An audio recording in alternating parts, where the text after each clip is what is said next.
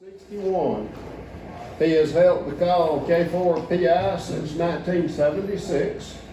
His wife holds the call K4AM and is also an extra class license.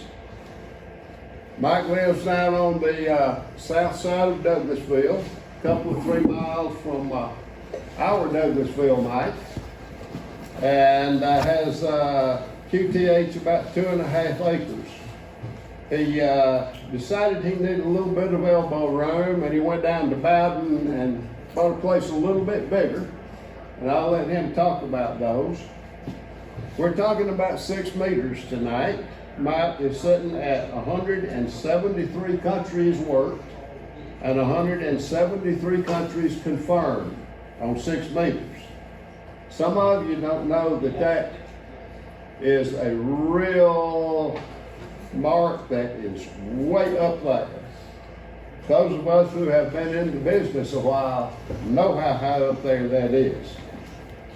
Included in that, to me, one of the most impressive things is 280 Japanese QSOs and 28 JA grids. With that, I'll let Mike tell us all about it. All right, I appreciate it. I'm glad to see everyone. First time I've been to one of your meetings. I'm going to pass around. Some people enjoy looking at QSL cards. Just in case you are, if you're not, just pass it on. But Like 200 car pickup. That would have been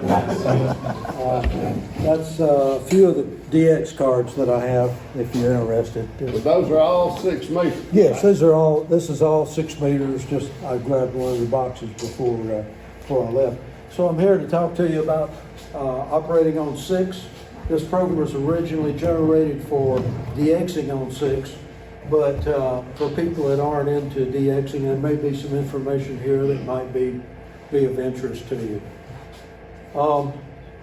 This is one of the antennas I have for 6, and to give you some perspective, this is a top of a 24-foot extension ladder here on the bottom.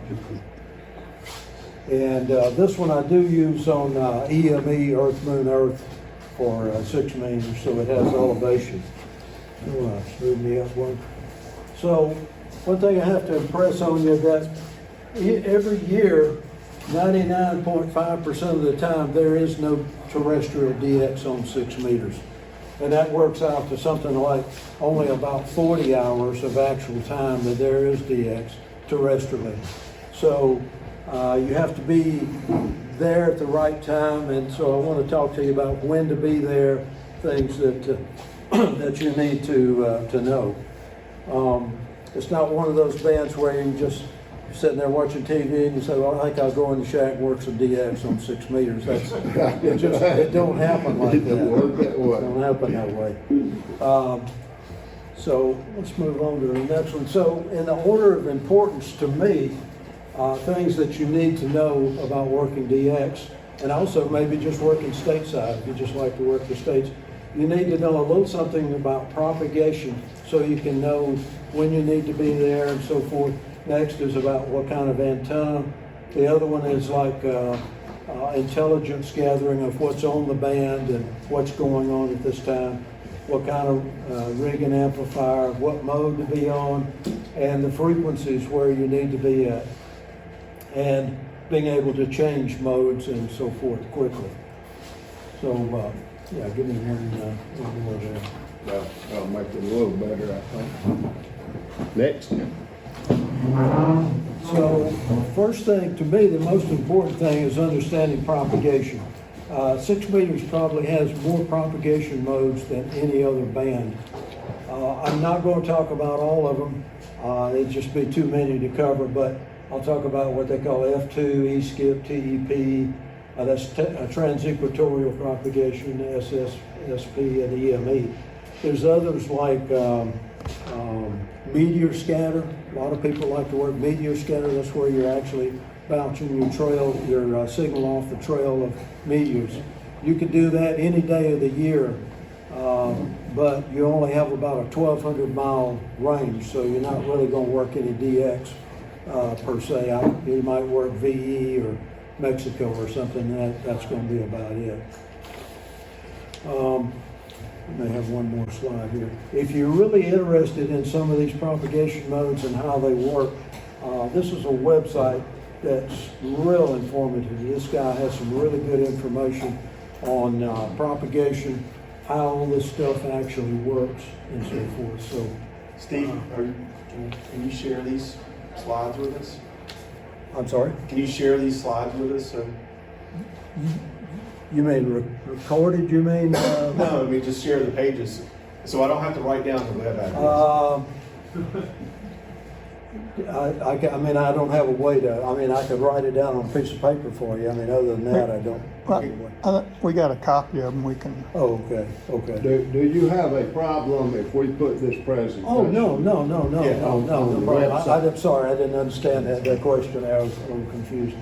Okay. We got you, Troy. So you can move on up just a little bit. So the first mode we're going to talk about here is F2. These are some of the QSL cards I've gotten from different places.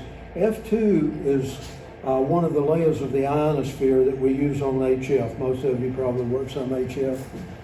And unfortunately, we don't get much F2 because you have to have a really high solar flux level. We haven't really had any F2 in this area since about 2002.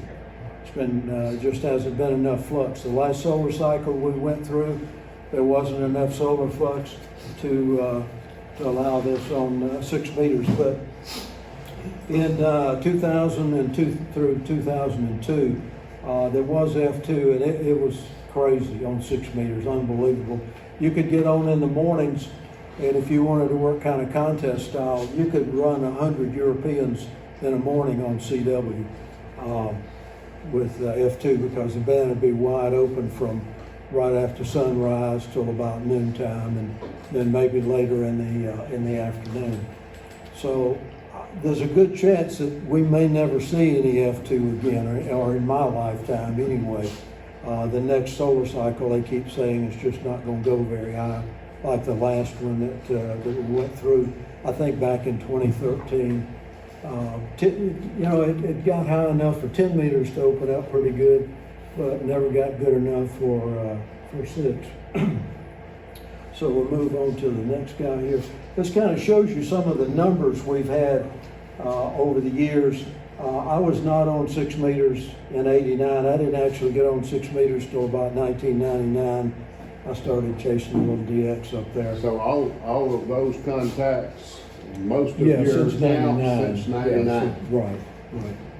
And 2001 here, it wasn't as good as '89, you can see, but it was really good. I thought it was really good. It was amazing. Now this only happened during 2 or 3 months. Usually for F2 on 6 meters, it occurs in late November, December, and January. If you could get these numbers high enough. Right now, the solar flux today is right around 70.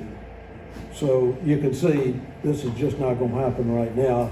And back in 2013, it only got to 148. It just wasn't enough for 6 meters. And like I say, the next one coming up, I wouldn't expect it too much, but it's amazing when you have the F2, you can, work stuff with really low power, not much antenna. Okay, let's move on. Now, what we have to depend on for DX anymore is called E-skip. And these are some of the cards I've got from working E-skip stations. Normally, E-skip occurs in the summertime. Normally, late May to mid-August is when you want to be on the band. Anymore, this is going to be your primary mode. And what that is the E layer gets ionized during those months. And it centers around June the 21st. That's about the center point. So that's what that's all about. We'll move on. Okay, so you can see why you would rather have F2 if you could get it, but we're not. The F layer here is about 200 kilometers above the earth, and it varies back and forth, but you can see to go out there to about 2,000 miles, you're going to be able to do that maybe with one hop. But on E-skip, which is only, the height again varies back and forth, around 100 kilometers, it's going to take you at least 2 hops. So what that means is you lose quite a bit of your signal every time you have to get an earth reflection. And depending on where it is, if it was over the ocean, maybe not so much, but you might lose 10 dB, and that's just a figure I'm throwing out, but you're going to lose a good bit. So you can see the signals are going to be weaker on E-skip than they would be on F. Let me catch up with my pages here.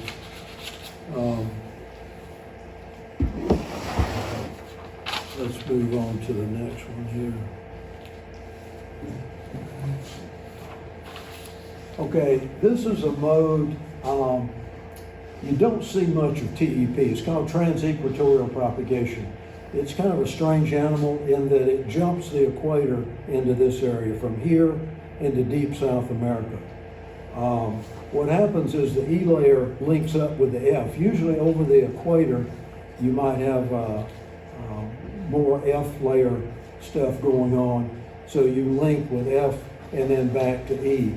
Well, what it means, you're going to work like maybe Falkland Islands, Argentina, Brazil, that kind of stuff on TEP.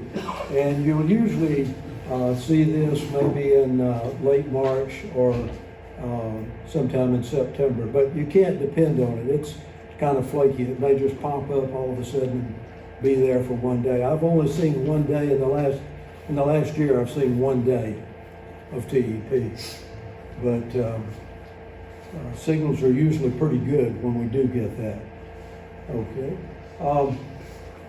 Now, this is a mode, and I'll talk a little bit more about this, but this is something, it's going to take a little bit of high power. You're probably going to need, 500 or 600 watts, maybe even a kilowatt. It's called SSSP. It's a summertime short path propagation. The strange thing about this propagation, it goes from here in the Georgia area to Japan. That's about, I won't say it's the only area you can work, but that's the predominant area. This happens in June, July, maybe a little in August. But some nights you get on there and it's just tons of Japanese on there. The best DX I've worked on this SSSP was the Philippines, and but mostly you just hear JAs. I have heard China and Taiwan. I just heard them. I couldn't raise them. They were working Japanese and couldn't hear us.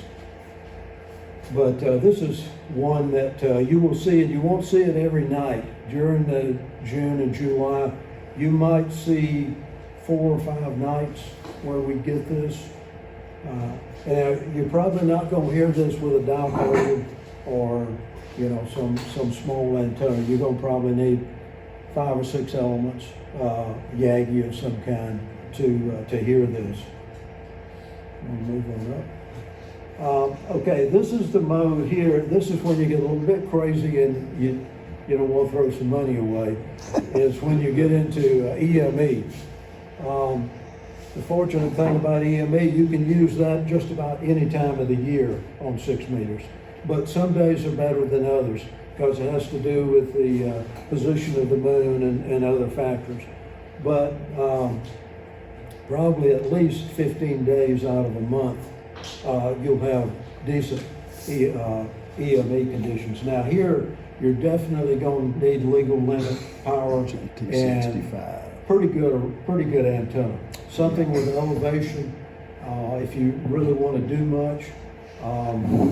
I have worked stuff without elevation, that's just with your antenna being horizontal. But trying to get in sync with the guy on the other end, if he has no elevation, it runs into some real problems. By having elevation, you get to track the moon for a lot longer period of time. But again, you don't want to get into this unless I can tell you, it just runs you into a lot of work and a lot of money. But with that being said, if you're chasing countries, there's things you'll work on EME you will never in your life work on terrestrial on 6 meters. Because this one in the center here, this is Mongolia, that center card right there, JT5DX, that's a Mongolian card. We'll never work, I don't think, Mongolia from here terrestrially. There's a few of these others that are possible, like New Zealand, that's possible terrestrial, but we don't get that much propagation down there. So if you're chasing countries and you just gotta have it, then you're gonna have to work, some EME. Okay, move on up. Let's see. Okay, this tells you what happens in different parts of the year. And when we're in the winter solstice, when the sun is way down on the horizon, centered around December the 21st, if we had any F2, this would be a good time to be on 6 meters for DX.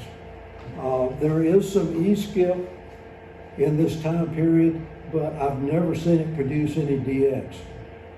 They have, I think the ARRL has a contest in January, 6 meter or VHF contest. You'll hear stateside, if you want to work some stateside stuff, you might hear that. You might even hear some Caribbean, but I've never heard any Europeans or anything like that. So here on the equinox, the spring around March the 20th and fall around September the 22nd, that would be the time there might be some possibility for that TEP I was talking about, which takes you from this area into deep South America. I have seen a little bit of stuff in the Pacific. There was a guy in New Caledonia that used to come through during these TEP periods, but it's very spotty. I won't say it's impossible to predict, but it's pretty darn close. The big thing to look for is this right here. It's where on the summer solstice when the sun is highest in the sky, centered on June the 21st. Either side of that date is when you want to be on 6 meters if you're looking for DX, because that's when you're going to get your best E-skip and SSSB. And I see I skipped one thing here. Back on the EME, you might say, well, yeah, it's a long way to the moon, but why do you need 1,500 watts and big antennas? If you think about your wave when it leaves here, by the time it gets to the moon, it's it starts off here, gets to the moon, it's like that. And I think there have been figures of like you might get 7% of your power that leaves your house to get to the moon. Then once you reflect off of that rock up there, it's not much leaving there. So you've got to get what you can up there and have something really good to try and pick up what comes back. Anyway, I just noticed I forgot to mention that.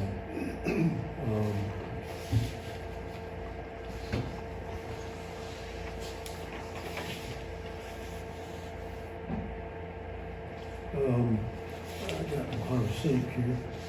Okay, antennas. This is a site I have out in Bowden. He mentioned that I kind of ran out of room at my place in Douglasville. And so this is a couple of stacked 6 meter antennas. They're about 95 and 65. This one on the bottom can rotate. It's on a side mount. These are 50-foot boom, 9-element N-square antennas. And that's Philly strand, so I don't have to worry about detuning the antennas. So the antennas are, of course, a really big part of being on 6. And of course, you can build these. You want to move on here a little bit. On the internet, there's a guy, YU7EF, has a lot of designs of 6 meter antennas that can be built relatively inexpensive. On the eBay, you can find some of these components, some of these boom to element clamps, and these things really work. Have been proven out to work really well. And so if you're gonna work some if you're really interested in DX, you're gonna need something, up in the area of, 7 elements. Now, that's not to say if you've got 5 elements, you'll never work any DX. That's not necessarily true. But of course, the bigger the antenna, the better chance you're gonna have of working something. Let's move on. Now, if you get crazy about EME and you don't want to spend too much money, if you can build the antennas, this is all manual movement. You don't, when you track the moon, you don't have to be dead on it. You can be a few degrees one way or the other, elevation or azimuth. But this guy here, you notice, it's just tied down. So as he's trying to track the moon, he just goes out every once in a while and moves it 4 or 5 degrees, azimuth or elevation. So no rotators involved. You notice he uses insulated material here, and he's horizontally polarized, so to keep from detuning the antennas with the boom here, he puts some insulated pieces in here. Most guys on 6, if they're going to do something like this, will make the antennas vertical, so it'll be vertically polarized, and you don't have to worry about that interaction with that boom piece. Okay. And you can see that this is a friend of mine that has some that are vertically polarized. He has a couple of them that are vertically polarized. And of course, they don't have to be very high above the ground either. As long as you don't hit the ground when you elevate, then you're okay. So if you get it a little bit high, like him, if he goes completely horizontal right here, he can use that for terrestrial too. It's not just dedicated to EME. You can use that antenna for terrestrial communication also. Okay. This is a little bit to do about intelligence, and I don't mean brain power, but finding out what's going on right now, who's hearing what, who's working what. There's a lot of different sites. One of them is called DX Maps, and they take information from a lot of the spotting networks, and they show who's hearing what. Like this Puerto Rican station is hearing this guy over here in Poland, SB7, things like that. On really good days, this map is just totally red. So I use this a lot just for 50 megahertz, just to see who's working who's hearing what. And I'm going to move on just a little bit. Now, this is that same map. This was on a good day. It was an unusual day. We had propagation from here in the southeast to Europe and to Japan at the same time, which is a very, very hot day when we get that. This was up near sundown. I think this was near sundown. I don't remember exactly. But earlier in the day, you won't see the Japanese in here until near our sundown during the summertime, because that equates to the sunrise on their end. So starting around 4:30, 5 o'clock in the afternoon, if we're going to get anything, you might start seeing them. They might last in here until maybe 8:30 or something like that, depending on how good a day is. Now, earlier in the day, you wouldn't have seen any of this. You would have seen these lines going into Europe all the way into Russia, over here, over in Estonia, and depending again how good the day was. It's much easier, of course, to work the western part of Europe. So you definitely need to know kind of what's going on out there. Is it worth getting on or not? Okay. There's another program that I found extremely useful, even if you're not a DXer and you want to see how good you're getting out, or where can I be heard at. It's called PSK Reporter, and there's a lot of different ways you can set that up. But what will happen is if you transmit, it will report back to you who heard you and how strong you were at their location. I think I was calling CQ or something, and I had the beam, I think, more out towards Europe, because a lot of times I'll just test the waters to see, do I have anything pop up over here in Europe? If I don't, I just quit calling. But I was hearing a guy over here in the Canary Islands, so it tells me that what his call was and how far out he was and so forth. Because these people put what they hear onto the internet. This PSK reporter, you can choose, now I should mention this is mainly for digital modes. There are some stuff for sideband and CW, but this is more for a digital mode type thing. They report back to PSK reporter and say, okay, I heard this guy and he was so strong, and I heard that guy and so forth. So you yourself can be a reporter and put back on the PSK reporter what you're hearing and so forth. But it tells you how well you're getting out. You just want to see, can I be heard in, I don't know, Wyoming, or, where's my signal getting to, so forth. So PSK reporter is a great tool, I find. Okay. Another thing I use occasionally is called ON4KST. Now, these are chat rooms. There's quite a lot of them. There's a low band chat room, a VHF chat room, and so forth. They also have a map on there. I don't use that map very much, but it does show you, where some signals were going from and to. But sometimes the DX guys will get on here, and guys will set up skids to, okay, let's move down to a certain frequency and see if you can hear me and so forth.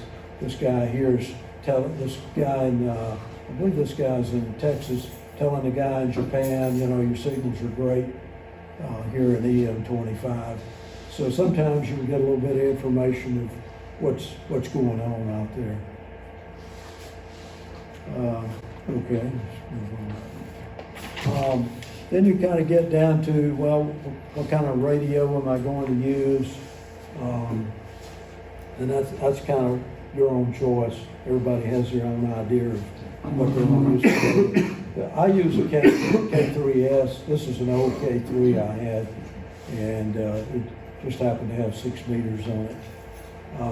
And move on up.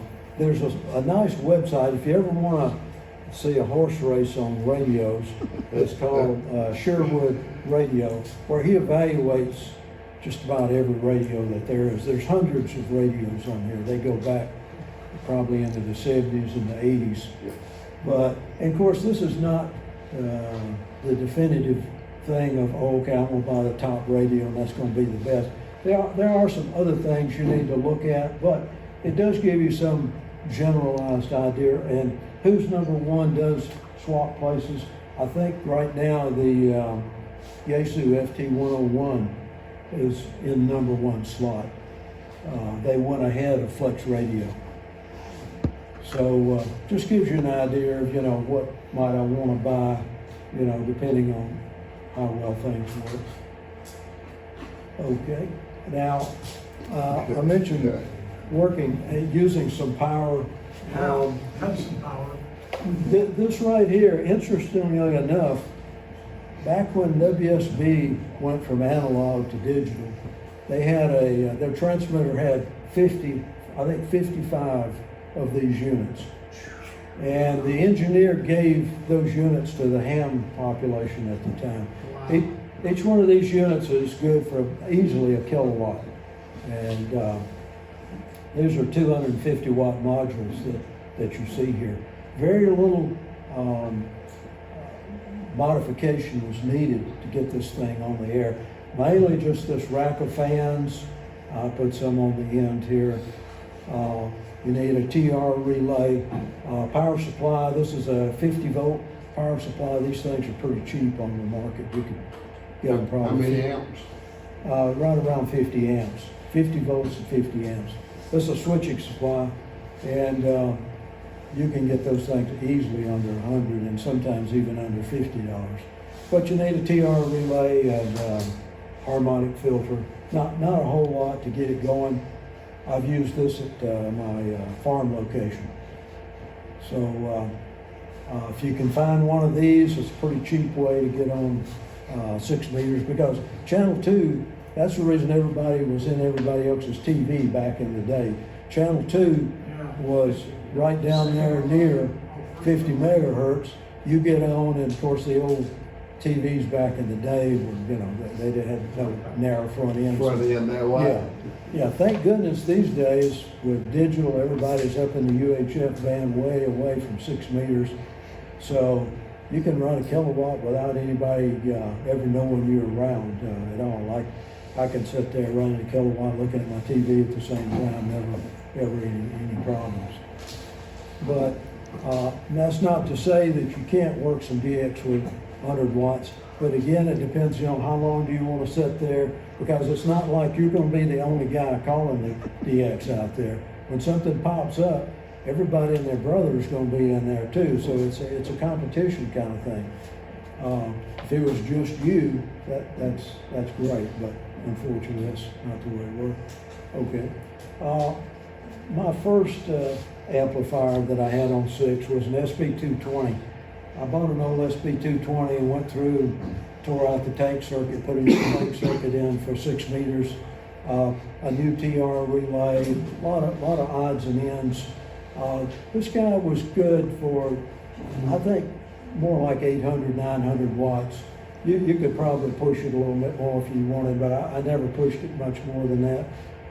There's some guys, I think it's King Conversions, that takes SB220s and SB200s and modifies them to 6 meters. I don't know what kind of money he gets for them, but if you're a builder and you like projects, it's a nice little project for a little bit of get a little bit of power. I don't own this guy anymore, but sure worked a lot of countries for me. I made DXCC with this amp in mind, and before any digital mode. This was all CW. Okay. So I don't know if you've noticed some of these antennas in the backdrops. These are all 6 meter expeditions. That guy, this in particular, W9DR, he usually goes to the Caribbean every summer in June and puts on one of the Caribbean islands. And this is one of the antennas he uses. You can see he's got a pretty good takeoff point. There was one picture I wanted to go back to. It's way back at the beginning. Just keep going. It's way back up there. I forgot to mention some. Okay, that right there. Go back. I forgot to talk about this antenna. This is unusual. This right here is your EME antenna. This is on the island of Mauritius, 3B8. And you might notice here's the moon out here. There was a guy from South Africa who went up to Mauritius, and of course they don't want to haul a tower and all that kind of stuff. So he lashed it to a palm tree out here in front of the hotel. And he was able to elevate and rotate, just by, kind of Armstrong method. I was able to work him, had a pretty darn good signal. But again, right here is a big thing I didn't mention earlier. Of course, we don't have the advantage of this. He's right out here over salt water, a good takeoff over salt water. If you want a good location, get something right on the coast like that. Of course, this applies not just for 6, but other bands too. Either here or, and I used to not think being up on a mountaintop was that great, but I've competed against a friend of mine over in Rockmart on the side of a hill that has kind of a backdrop behind him. He hears stuff on 6. I can't pull out where I'm at. So who is that? Greg. K4R. Yeah. So if you're going to buy a new QTH after you win the lottery, get something right here on the water, or get up on the side of a good hill. Not necessarily on the top, but down off the top of it. I wondered if you were the one from Bowden that he talked about. Yeah, probably. Yeah. Okay, you can run back up to where we were at.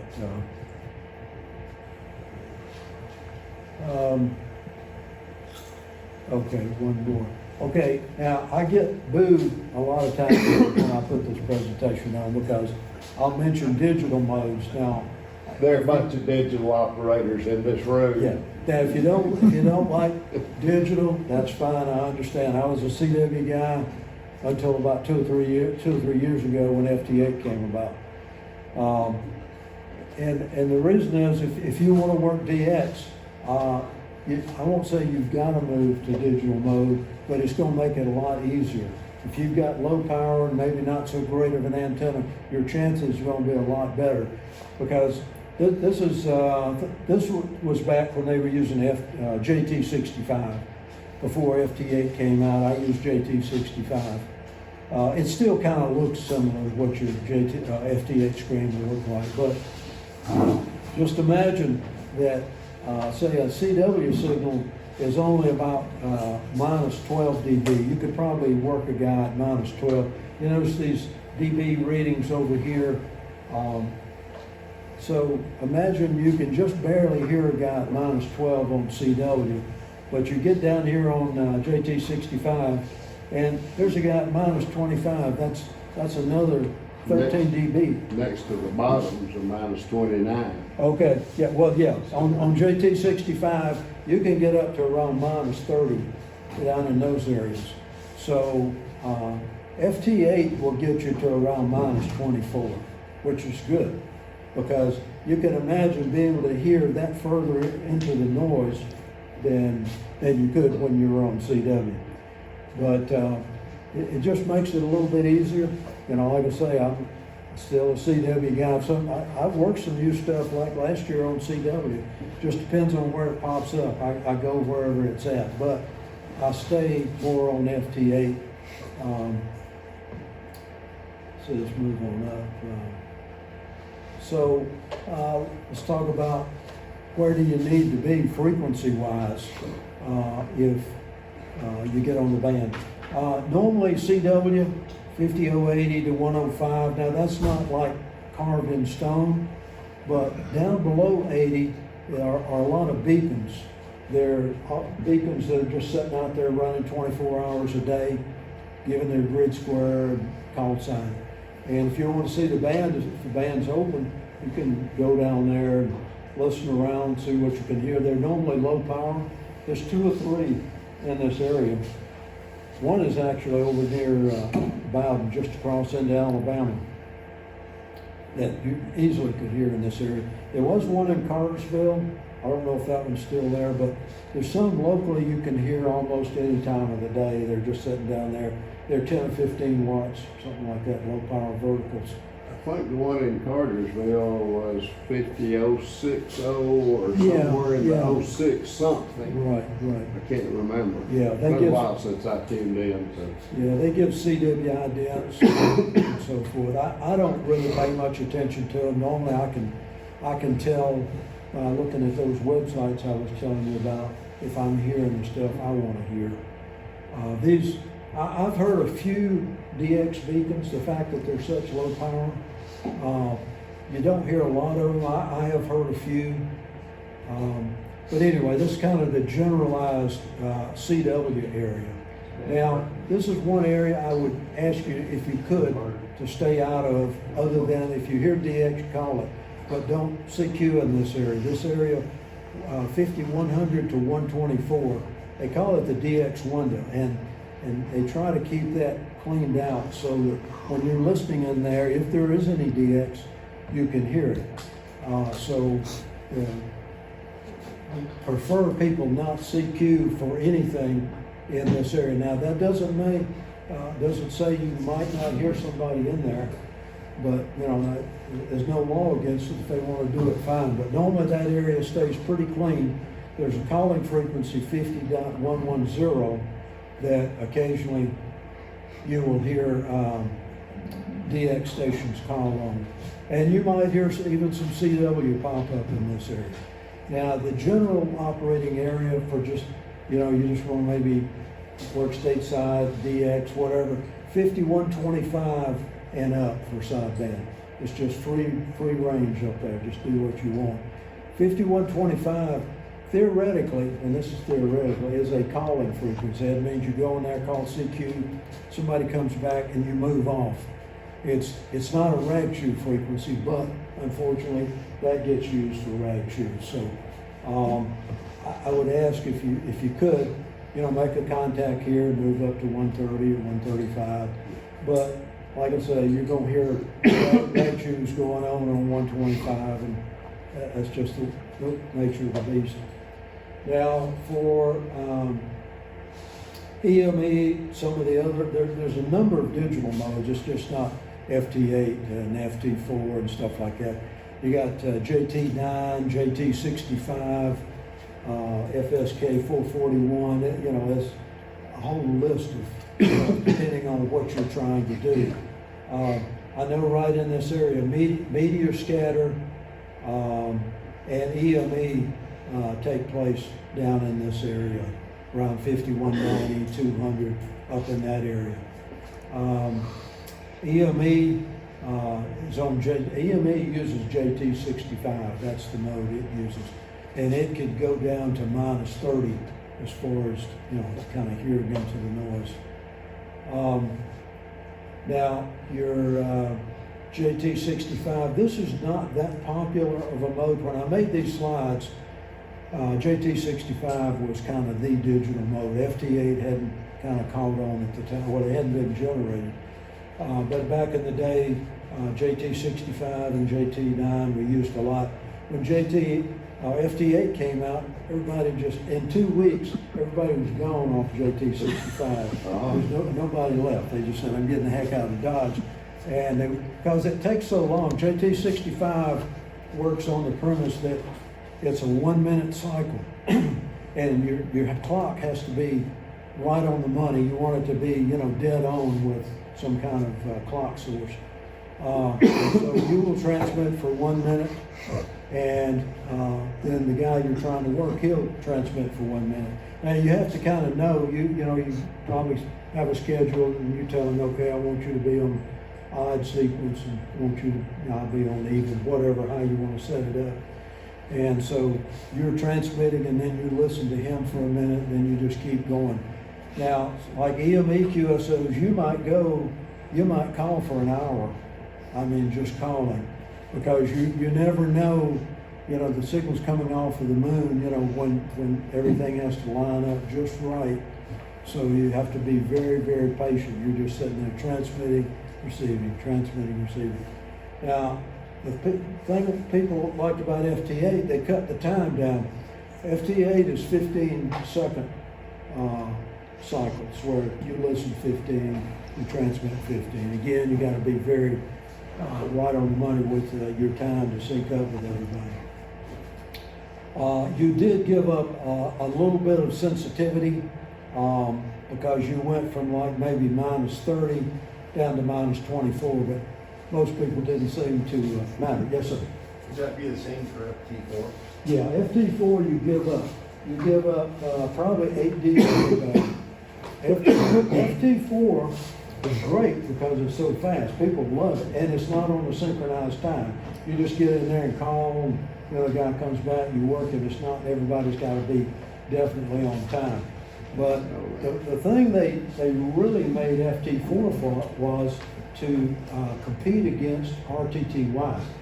They wanted something that was relatively fast, that had better sensitivity than RTTY. To me, RTTY is awful. I've done a good bit of RTTY. A lot of times you're sitting there, you're trying to figure out, was that my call? I saw 4 PI, I hope that was me, that type thing, because it doesn't print. With FT8, if your call wasn't there, you're not going to see it. In other words, it's 100% for the most part. It's going to copy your call. But teletype is kind of, in and out, and you're getting part of it. So the sensitivity on FT4 is at least 6 dB better than, I think it's 6, I don't remember all the numbers, but it's a good bit more sensitive than teletype. So in contests and things like that, FT4 might be something you want to look at. But being a DXer, I don't want to give up 8 dB just to be fast. So FT8, and you'll probably find some FT4 on 6, I'm sure. I don't know the frequencies right offhand, but the majority of the people that are kind of chasing DX will stick to FT8 just because of the sensitivity that you gain there. I kind of got off track there. Let's see what we got. Yeah, I probably jumped over to a couple of things. Can you back up just a little bit? There was one thing that I wanted to mention, if you didn't remember anything else, and this is just for the guys that are doing digital on 6 meters, is about the sequences. Here in this area, well, in the US, going to Europe, the Europeans want to hear us on odd sequence. So they can listen and not be QRMs so much. They get on one sequence, we get on the other. So what you'll find here in the mornings in June and July, myself, there are a lot of guys that chase DX around here. We'll be on odd sequence. And so if you're going to CQ, if there's any way you can, use odd, that would be great. That way you don't see anybody else in the Atlanta area. All you're seeing is probably in the US and so forth, and Europe if you're receiving it. And so it kind of keeps everybody from getting QRM. But, if you see somebody where that doesn't work out and you want to call them, that's no big deal. If you need to transmit on even sequence, that's great. But if you're going to CQ, just use odd during the mornings and afternoons. That way nobody's QRMing the Europeans when they're transmitting to us on even. And unfortunately, the Japanese want to see us on even sequence. So late in the afternoon, if you can kind of, use even sequence to CQ with. But like I say, that doesn't always work out for you, so you just have to do the best you can. But it kind of cuts down on the QRM. You're not seeing all the other Atlanta stations. There's a couple of things I just haven't remembered back. How am I doing on time here? Are you good? A lot of times people will call them blind. Now, not on digital mode, but on sideband, CW, I've seen guys, they'll see a spot that some guy is on, let's say, 5009. So he just goes down and starts calling the guy. And unfortunately, there's probably people 20 miles away from him that are hearing the guy and trying to hear him through him call, because he doesn't know what the DX station is doing. He could be transmitting on top of him.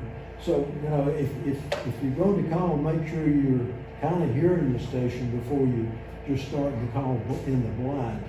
I had a guy in sideband, I remember it very well. I'd never had a Hawaiian contact. I knew where the guy was. I went down there and listened, heard a guy in town calling over and over and over, and I'm thinking, wow, he must be hearing much better than I'm hearing. And finally, I started hearing the Hawaiian station. But this guy was talking at the same time, and so I started calling the Hawaiian. The guy in town says, "Are you really hearing that KH6?" So I knew that he had not been hearing the guy. He was just down there blind calling. So that's the thing about 6 meters. You can, E-clouds, I didn't talk much about E-clouds. They're not just a one continuous layer. I mean, you can have guys, I've seen it right here in town. The guys on the east side of town are copying something, I'm hearing nothing. And vice versa, because they're E-clouds, they're little segments. They might be in the right place for a guy in Atlanta to be hitting out there, or West Atlanta, East I should say, but not for me. So you don't want to just be calling blind, because maybe people close by you are hearing this stuff. And I've been frustrated a number of times. There'd be somebody that I know, he's got a smaller antenna than I have. Why is he hearing this guy? So you just have to be patient. You can't. This holds true even on HF sometimes, especially on the higher bands. You just have to sit back and sit there and listen, and all of a sudden they'll just come right up out of the noise, because there was an E-cloud that generated all of a sudden, or went away. E-clouds are something they don't fully understand. There's a lot of theories. That K9DX site that I was talking about, he has some information, but E-clouds are not understood well, but we have to use them. Now, E also affects 10 meters. Like right now, we don't really have the flux for 10 meters, but in the summertime, we'll get a lot of E openings, even to let us work into Europe on the E-skip in June and July. So I think that was most of it. If you got any questions, I may have kind of jumped over some stuff there. I was trying to keep my time in. So if you're, how I got onto 6 meters, I chase something called the DXCC challenge. And that involves having countries on every band, 160 through 6. So I needed to get on 6 meters to be able to keep up with the competition. I never would have been on 6 meters otherwise. It just really interested me. But the fact that I had to compete in the DXCC challenge, I needed all the countries I could get on 6 meters to compete in the challenge. That's how I ended up there. Any questions, comments? So frequency wise, it looks like most all that's really low. I mean, 6 meters is a big band. Oh, it is, absolutely. Yeah, it's all really low in the band. Yeah, I would say it's mostly 350 to 5,300 ballparkish. Yeah, there's all kind of stuff like model airplanes and FM and all of that, kind of stuff. Up in the upper, up higher. 52 through 54. Yeah. The area I stay in, like I said earlier anymore, is FTA. There's actually, last couple of years, it got so crowded on 313, the Europeans trying to hear us and us being able to hear them, that they have used 50.323 some, which is another channel, so to speak. And what I've noticed there is it's mostly DX only. There may not be a lot of them, but it'll be nothing but DX up there because it just got inundated on 313 with people working stateside to stateside and so forth. I'd expect to see some of this change. Like I said, there's probably a FT4 frequency. I don't know what it is.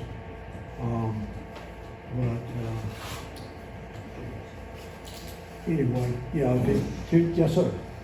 On the single side band, 5125 and up, I understand how far up? All the way to 53? You could if you wanted to. You just kind of need to watch out for some of these other services. Like, if you get over during a contest, and it says right here 5190, for EME, there's going to be stations on 5190. It's so crowded sometimes from 5125, it'll go up into 200. So you just have to kind of, if you hear some digital sounding signals, you might want to kind of move. There's nothing to keep you from going, there's nothing to keep you from going to 5313 and getting right on top of FTA, but there's nothing in the law that says you can't operate sideband on 313, but Come down and shoot me. yeah, probably so. Because I see guys complain sometimes because somebody will be on like 50.311 on sideband and they're splattering over into 313. So, My observation, John, is 5125 up to 5175, 185 that's kind of the range that you'll normally hear folks. The closer that the closer you are to 125, the more people you're going to hear. It's just, when I was on 6 meters a long time ago, it just seemed like we were a lot higher than that. I tell you, I can't, not being on before 99, I can't say. Since I've been on, this has pretty much been, what things look like. Now I know FM is up around 200, somewhere up in You that ever area. work AM? Yeah, AM is 50.4. Okay. Crystal's from 50.4 to 50.5. Yeah. Okay, yeah, I've never been on AM up there, so I'm familiar with that. When I was talking, I'm thinking like 1960, 61. Yeah, way before my time, yeah. Yeah, it could have been on AM, yeah, it would have been maybe up real The high. 6 meters back then was hot. Yeah, 1957, I want to believe, was like the granddaddy of all cycles, supposedly. I was new, I didn't know anything about 6 meters. But, well, even 10, people were talking about it was round the clock, 10 meters, you know, wide open, so 6 would have been. I mean, that's what we had in cars. Right. Great. Yeah, the flux got up, I don't have that chart up here, but the flux was like up in the 300s. And you saw on here, you know, 235 was pretty darn good, even 211. But in the 300s, you can imagine how great, you know, it would have been on this. I'd love to see us get that, but I don't see it in the cars. Okay. All right, appreciate your time.